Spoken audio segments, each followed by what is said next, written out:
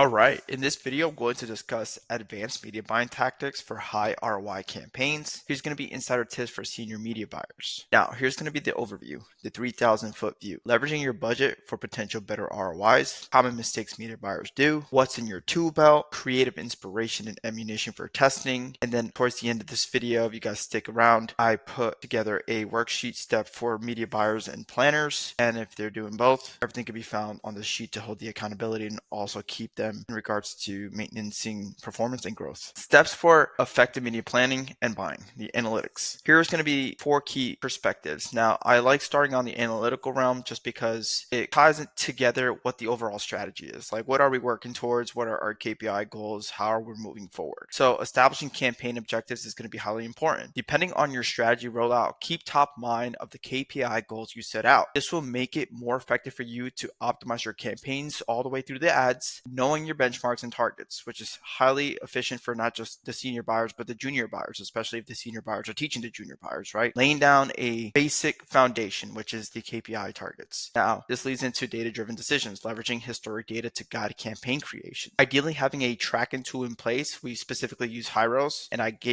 have an example right here of what that is. Essentially, what it allows us to do is, as we're populating data, because a lot of stores that don't have it, they are really banking on like the Shopify store and the Meta Ads account or Google Ads account or TikTok Ads account. The problem is each platform, specifically on the ad accounts, this includes emails too. So if you're using Klaviyo, Attentive, etc., they all want to say, I produced the attribution, I produced the results, because they want you to spend more on their specific platforms. They want you to spend more on their platforms. This is why they do this. They over attribute, and in some scenarios they under attribute, but it's more so over attributions that we see on these platforms, which is highly important that one, you have a tracking tool in place, specifically in 24, moving into 2025. Super important, especially if you want to get a better bang for your buck. This is an easy way not only to make more money, but save money because you're making more money, because it's pinpointing through a middleman like Hyros, for example, that is not opinionated about who did the purchase. It's just really filtering out who actually provided a purchase based off a platform down to where the ecosystem produced it. And then this is where you're allocating your advertising dollars. Okay. So leveraging historic data to guide campaign creations. Typically this could be like a junior buyers can do this, but I see senior buyers doing this better where they know how to play with time. Ideally, if you are a senior buyer and you don't know how to do this, I would highly recommend pulling up the landscape of what arena you're playing in, specifically for specific stores and niches that you're working in. If there's consistencies, you should have better KPI targets to have that consistency and knowing, because you've already seen certain problems and you have the solution for that can fall into a different scope, but just keep that top mind. Now, focus on consistency. Prioritize assets that repeatedly show higher ROI and recreating iterations to test against the main test for increased results. I know this sounds very straightforward, but you'd be surprised how many people forget this. Supplement offers are a really good example because you can really pump out so many assets. And if you don't have a proper team coordination happening in place, people just get into this launching frenzy and then they forget that there are performers they can go ahead and scale out, launch on the side as well, so that at least there's congruency between taking what's actually working and producing those performers, scaling them out, vice versa when testing new things, just because we want to work smarter, not harder. This is why I put work smarter, not harder. Last and not least, isolate high performers. Extract and isolate best performers creatives and ad sets to keep track of what worked and what didn't. This is important. Now, it's important for the senior buyers. If you have a project manager, even the communication is there in amongst, okay, what's not working, so that we don't continue to produce something that doesn't work versus what is working. And let's do more of that, which is the basis of media buying, right? And planning. You want to create winners, create things that connect with our demographic, and it's also bringing desired KPI goals or CPAs. And then we do iterations of that working concept. Now, there's other levels like, awareness levels of the demographic that you can pinpoint for their core problems, depending on the prospects, right? There's different types of problems for different people. Yes. And we can do those tests on the side. Sometimes people forget to stick to the basics and they kind of do more versus, doing less or going back to this. working smarter, not harder. And right here, I even notated too often I see buyers get stuck on looking at smaller time frames, such as 3, 7, and 14-day trends views, but fail to build a bigger picture going beyond 14 days, which is, yeah, like I've trained plenty of media buyers, and this is a big problem. There is the basis of 3, 7, 14 days, and how your platforms they have that as well. If you're following it too closely without opening up your data that you purchased, you're kind of losing out on what's key ads ended up producing and what has a very competitive cost to acquire customer. So it's important that we remain focused and organized when we consider the budget amount we are using, KPI metrics, and winning assets to continue to perform as time progresses. Play with time, especially since you purchased the data, right? So look at your 30 days, look at your 60 days, look at the 90 days, right? See how things are progressing. Maybe you paused the ad 2 weeks ago and then you revisit it today and wow, it's very fruitful. It has a low cost to acquire customer. The CPAs are very desirable. You can reactivate that and then it can continue to produce and scale. This is why there's going to be important that we also take the time to backtrack because we purchased the information that we're looking for to begin with and then progress forward. And going back to Hyros or a tracking software, there's Hyros, there's Triple Whale, there's Segmetrics, there's other types. Right? We just like Hyros. This is why I'm mentioning it. So the importance of having Hyros is Hyros makes it very easy to find those key winning ads that might have looked dead today, but produced later, and they can scale. I've seen it. We've done it. It's important to have it that your ad platforms are not really going to show you because one, if they're over attributing, two, you're going to start filtering a lot of money into it. And then you're wondering why on your Stripe account that you're not making more money. Maybe on the Shopify account, there's an incongruency. So just keep that top mind, which then goes into leveraging your budget for potential better ROI. Now, here, focus budget on top performing platforms and assets. So depending on your type of brand and how you're orchestrating, just make sure you get organized. With our new structure here that we helped implement with the other media buyers, this has been like one of the better models that we've seen people like the best, where we're just kind of coordinating, okay, all the winning ads, we're placing them into their own folders. All the test ads are placed into their specific folders, etc. And then when there's promotional seasonality happening, they get their own folder as well. With the ultimate goal is keeping things as simple as possible, organized as possible. And then when we're doing our optimizations and extracting the working concepts, new working concepts, scaling campaigns, then that's once again all organized and easier to assess and then communicate that over to like whether it's the creative department, project manager, etc. Which then goes into ad primaries, consistently checking on high performing assets like CTRs, CPCs, and CPMs. It's a good key metric target. What we ideally look for specifically on the new launch sector is CTRs if they're desirable for the first win. Second win with the CPAs, like the purchases coming in and what the cost to purchase would be for that unique item that we're specifically pushing out. Or existing campaigns, obviously you want to optimize the cost to acquire customer and making sure we're just measuring out the landscape that we're working in. So for a really good example, what I mean by landscape is like heading over to Black Friday, Cyber Monday. We know a lot of the metrics or CPAs are going to decline, meaning be more cost effective, especially if you have a strong play or a strong promo. That's going to influence the whole account and see desirable outcomes.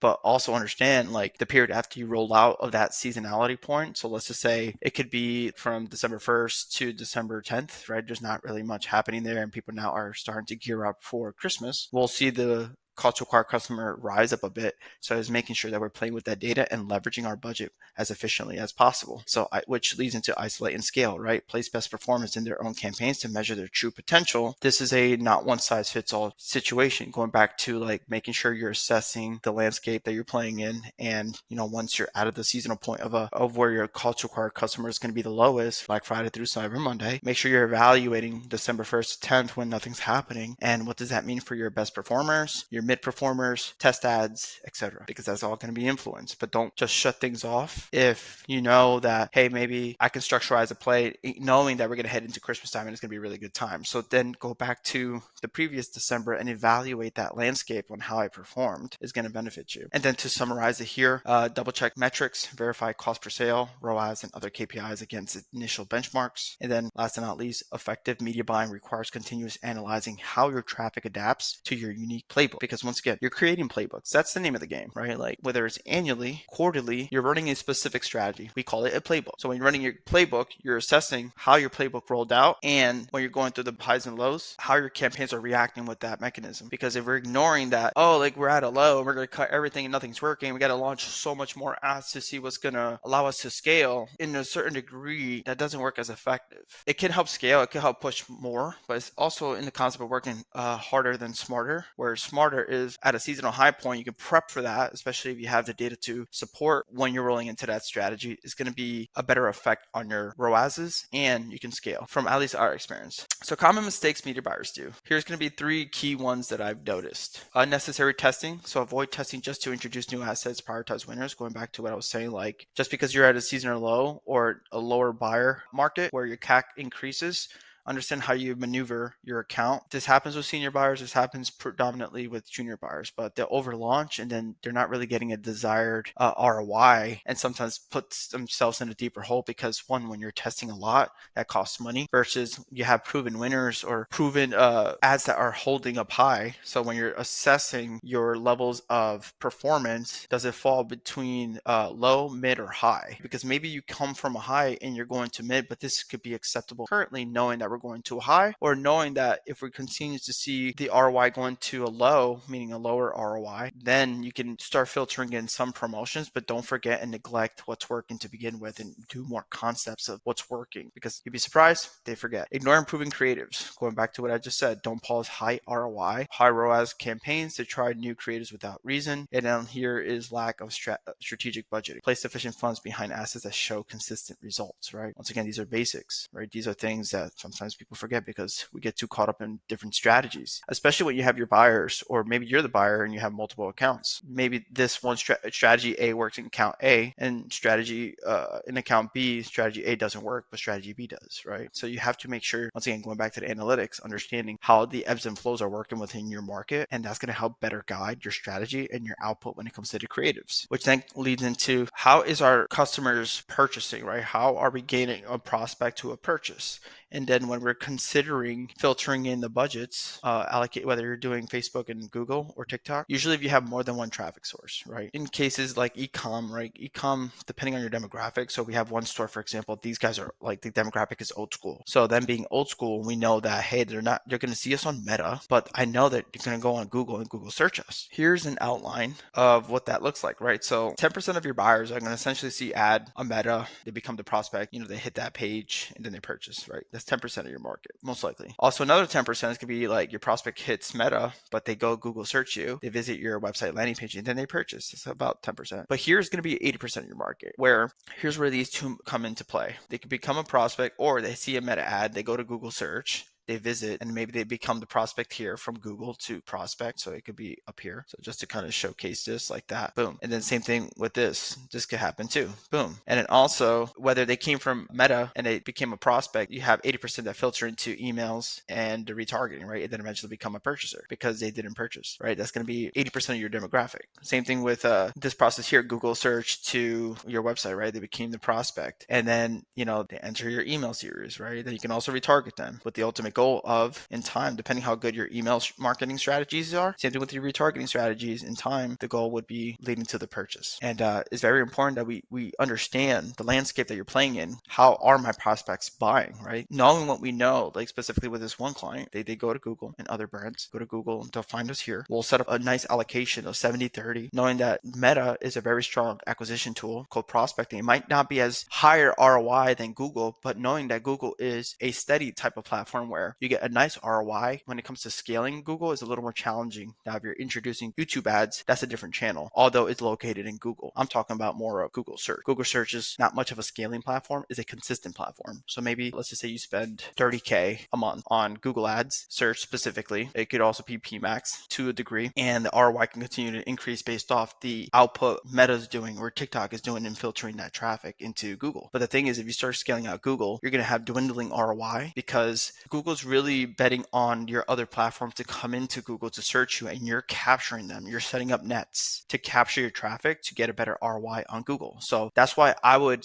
allocate 70% in Meta or TikTok, where I know they're going to filter into Google, and Google's really being amplified by the other prospecting tools like Meta or TikTok, which is going to be important to understand, especially if you're leveraging more than one traffic source, right? And I see a lot of juniors and seniors forget this, and they try to focus too heavily on one prospecting source that's not as lucrative, and then we're not seeing a nice ROI when we could have. So what becomes important when observing the accounts you're working with is understanding how your landscape works. So if you're in e-commerce, for example, understanding how your prospect ecosystem generates sales. So focusing on audience behavior, analyzing journey data to understand multi-click engagement and tailor your ads accordingly. Top line. Now that we are leaving the analytical section and understanding the landscape dynamic and how to allocate your budget, etc., let's go to the tool belt, right? Like, how are you guys preparing yourselves to better support, specifically when it comes to new creatives and getting something working more strategically? Getting tools like Foreplay. Foreplay essentially allows you, similar to Facebook Ads Library, where in Facebook Ads Library you can go to all ads, and let's just use Rise as the example here, right? You get Rise and then you get to see all this jazz, the recent rollouts, but you get limited data. So the cool thing with Foreplay, for example, it allows you to scavenger creative inspiration and creates more ammunition for your testing ability. Experiment with variations of top creatives, test high performing creatives with minor adjustments, adding banners, etc. So let's just say, one, if you're in a supplement space as the example here, if you have top performing ads, then putting banners on those top performers is a really good way to get a good win, because we already know the origin works, like the evergreen style works. So then adding a Black Friday special or whatever that promotional strategy you're rolling out to better support cost to acquire customers, roll them out to your top performers, set a banner, whether it's a video or image. They work powerfully. Specifically, images are very powerful during these seasonal points because you're just really engaging, one, on the retargeting, which is great, and then two, for cold traffic, it could also seem like a no-brainer. So you're taking concept that works, pairing it up with a banner special, making it more irresistible,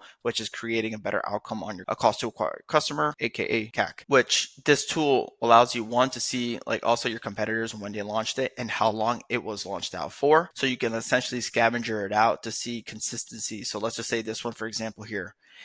If you continue to see this in your competitors and they're launching it and it's been running for, let's just say, 30 days or more, then we know it's working because it's active and they're probably spending more, and we're seeing it consistently. And as soon as they bundle it into other types of images, like for example this theme going on and this theme going on, that can be a working theme, for example, versus like the different color schemes. So that can be a really good way to, one, give you creative inspiration, add to your tool belt, and then feed your creative team like, hey, our competitor's doing this, let's do something like this, because now it makes testing easier. Also leveraging your top performers and giving it the banner fronts, that's going to just only support your media. Same thing with your landing page too, right? So if you were to create click on one of these, you go to this page. Now they have a unique strategy at play. I don't want to dive too deep on that, but just kind of throwing emphasis on being congruent too. So if, for example, if you have a 25% off limited time only, make sure you have that on your website too, on all the pages you're sending that traffic. You're creating the ecosystem to be congruent with what you're selling, and specifically it also makes it harder hitting, because it doesn't matter where they're floating through, whether it's a landing page, a specific page on your e-com site or Shopify site, or your email marketing, and you're building the rapport, then hitting them with the 25% off plus free gift. Think of word of mouth, right? Hey, like, yo, did you see the Rise